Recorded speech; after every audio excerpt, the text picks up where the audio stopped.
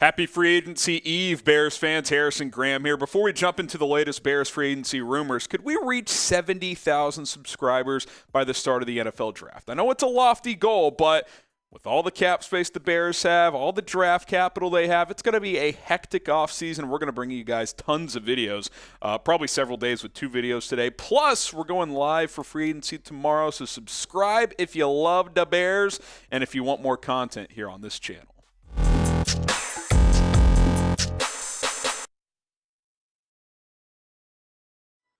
Bears Now is presented by Manscaped. If you want to get 20% off plus free shipping off all the best men's grooming products out there, go to manscaped.com. Use promo code BEARS20. That is code BEARS20 when you go to manscaped.com. All right, I'm Harrison Graham. Appreciate you guys for tuning into today's show. We got some rumors to catch you guys up on, so let's jump in here. Dre'mont Jones, is he going to be a Chicago Bear? There's a report out there that the Bears will be in the running for his services. Obviously, teams can start to negotiate contracts tomorrow and start agreeing to deals. Here's Benjamin Allbright, who covers the Denver Broncos. Here's what he had to say about Dre'mont Jones. He says, if the Broncos do want to keep Dre'mont Jones, it appears they'll have competition from Chicago, Cleveland, and more. Now, there's been a lot of buzz about Dre'mont Jones in Chicago because guess what? The Bears need a defensive tackle, especially at that 3-tech spot, which Dre'mont Jones could fill. I fully expect Ryan Poles, the Bears general manager, to push hard for either Dre'mont Jones or Javon Hargrave. Not sure which one he'll pick, but I would be frankly surprised if one of these guys wasn't a Chicago Bear, or at least heavily pursued by the Bears. Maybe they'll pick someone else elsewhere to sign, but I do think the Bears will target one of these guys very, very closely. Now, you look at what these guys did last year, I think it's clear that at this exact moment, Javon Hargrave is the better player. He is. But Dre'mont Jones is 26 years old and ascending.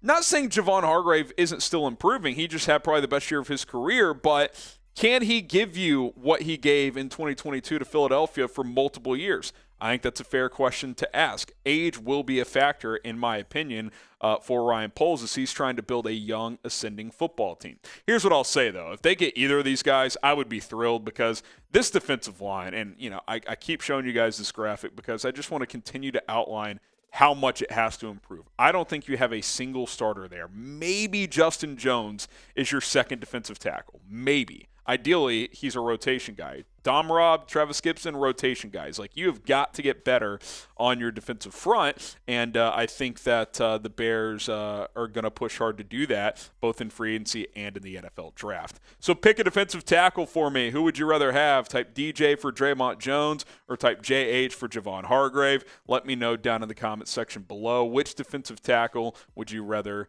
see the Bears sign? Speaking of the defensive tackle position, how about Jalen Carter? Are the Bears interested? Well, there's a report out there as well that the Bears are digging into Jalen Carter's background, trying to find more information about him, talking to the Georgia coaching staff like, hey, does he have character concerns? Is he someone you can rely upon? They're going to attend his pro day, according to reports as well. Adam Schefter, in a separate report, also said there's a real chance that Jalen Carter falls to number 9, which, of course, is where the Bears are picking now after the trade with the Carolina Panthers. So something to consider, a lot of factors at play here, and something that I will explore here in just a moment as well. But public service announcement for those of you who aren't aware yet, Manscaped has launched all new products as they have gone north from your South Pole, if you know what I'm saying. They've had the Lawnmower 4.0 forever to keep your balls nice and trim. But guess what? Now they've gone north with their products. The Weed Whacker 2.0 is going to keep your ear and nose hairs nice and trimmed. Go check that out as they've improved on their original product here quite a bit. And I used it the other day because I've got ear hair growing all the time. It's actually not a fun thing to deal with, but the Weed Whacker is going to clean things up very, very nicely for you with their advanced skincare technology. No tugging when you use this product, so that is very, very nice. Get 20% off plus free shipping when you use code BEARS20 at manscaped.com. They also have the Beard Hedger, which comes with a ton of products. If you get the Beard Hedger Pro Kit, you get the device itself to keep your beard nice and trim, but you get the beard balm, the oil, the shampoo, the conditioner, scissors, beard brush, all kinds of stuff. Go check it out. Their products have gone north at Manscaped. They've been the below-the-waist leader in men's grooming and health for a while, but now nose hair trimmer, ear hair, your beard as well. Keep things nice and clean up top. Promo code BEARS20 at manscaped.com. Back to Jalen Carter. This is a tricky one. It is.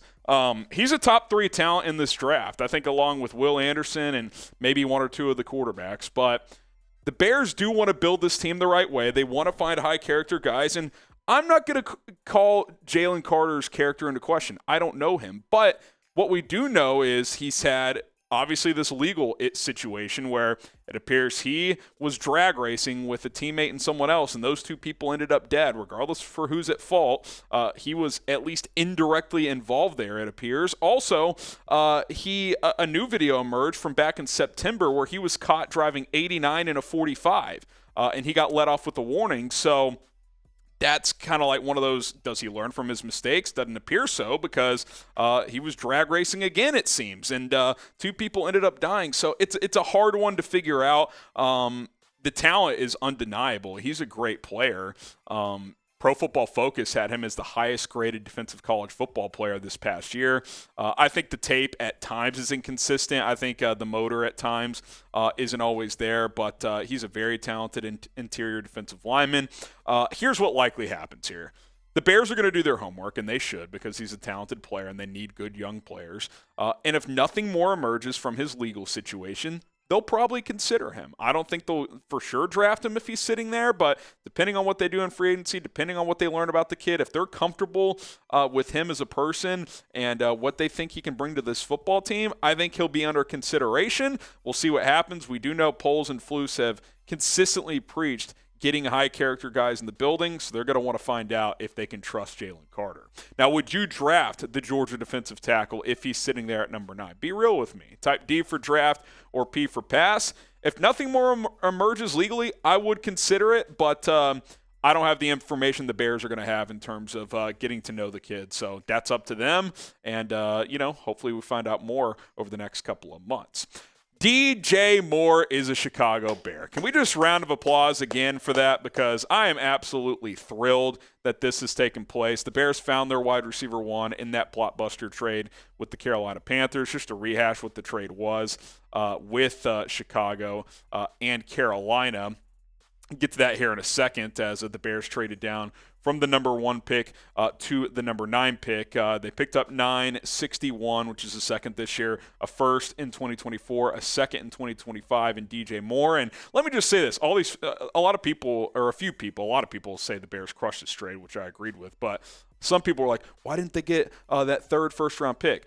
Well, essentially, they chose DJ Moore, and that's been reported too, that Carolina offered them a 2025 first, but the Bears basically said, no, make that a second, but give us DJ Moore, and they buckled, and they did. Another report said that the Bears had trade offers from the Colts as well, but the Colts wouldn't trade Michael Pittman. The point being is they wanted a receiver to come back in a trade with Justin Fields, and they prioritized DJ Moore, which I'm a big fan of. I know the numbers were slightly down in 2022, but Carolina was a mess with their quarterback play. This is a number 1 guy. He's not a top 5 receiver in the league good, I don't think, but he is a number 1, and I think if him and Justin Fields can mesh, and their play style should, I think he could really take off. Fields could really take off. I'm ecstatic to get this guy in Chicago for so many reasons. It gives Justin Fields a real opportunity this year if they get a little bit better on the offensive line to take the proper next steps. You bring a number 1 receiver in here on a cost-controlled deal. His cap hit this year is just over $20 million. Next 2 years, $16.5 million. That's really good for today's wide receiver market. Just more reasons why I love DJ Moore. He consistently gets open, and a big way he does that is he just destroys man coverage. He does. And guess what? He plays stronger than his size, which I like. And if he's going to consistently beat man coverage, he's going to get doubles. Guess what? You got Darnell Mooney and Chase Claypool. Mooney's a great man coverage beater. Claypool should be able to take advantage of one-on-one. So that is why getting a true number 1 was huge, because Claypool and Mooney are good players, but without having a true number one, it's easier for secondaries to guard those guys. But now with DJ Moore in the mix, it just opens things up. It really does. So if you're Luke Getsy, you got to be licking your chops. If you're Justin Fields, you got to be getting in the lab and just being thrilled about this. ESPN throughout this kind of Photoshop. I mean, if this doesn't get you fired up, I don't know what will. That is absolutely electric. Justin Fields and DJ Moore getting hyped after what's going to be a 75-yard touchdown in week 1. Hopefully we'll see what happens there. But I'm just inject this into my veins, man. Like, I wanted DJ Moore at the trade deadline. They ended up getting Claypool. And then you get DJ Moore in the offseason. That's committing to your quarterback, I would say. And now it's up to Justin Fields to do what he's got to do. So how excited are you for DJ Moore? Scale from 1 to 10 for me. Yeah, you could type 20. You could type 50. You could type 100. 1 to 10, how excited are you for DJ Moore? And I think the main point here is DJ Moore should help Justin Fields take off. We've seen numerous examples of this over recent years of a quarterback entering year 3, gets a true number 1, and they have career breakout years. Recently, Dak Prescott back in 2018 got Amari Cooper in a trade, who's now in Cleveland, but Dak had the best year of his career. They rallied to make the playoffs after trading for him midseason. Josh Allen looked very raw his first 2 years. They get Stephon Diggs, all of a sudden he's an MVP candidate. Jalen Hurts, people coming into this year questioning if the Eagles should have drafted a quarterback last year. They trade for A.J. Brown. They go to the Super Bowl. Both guys have career years. Tua, which there's still questions about him, but by far had the best year of his career in year 3 this year. Well, guess what? They gave him Tyreek Hill and already had Jalen Waddle. The point being is Justin Fields is not going to have to rely on throwing to Equanimous St. Brown. Like, St. Brown will play a little bit as a number 4, number 5, but you get DJ Moore in here who can be that guy that can beat man consistently. Darnell Mooney, Chase Claypool as secondary options. Now, we're going to find out a lot about Justin Fields and how good he can be in 2023. If he doesn't take another step forward next year, then he may not be the guy. That's just the reality, but I got a pretty good inkling that he's going to be that dude. You got to protect him. O-line is still a significant area that's got to be improved, but weapons-wise, you feel a lot better about where you're at than you did just a few days ago. Appreciate you guys for tuning in. I think we're going to get to another video today, so stay tuned. Lots of stuff happening before free agency. Might cook up a mock draft following the trade of the number 1 pick, so buckle up and stay tuned for that. Hit that sub button, turn on notifications, and we'll see you next time here at Bears Now.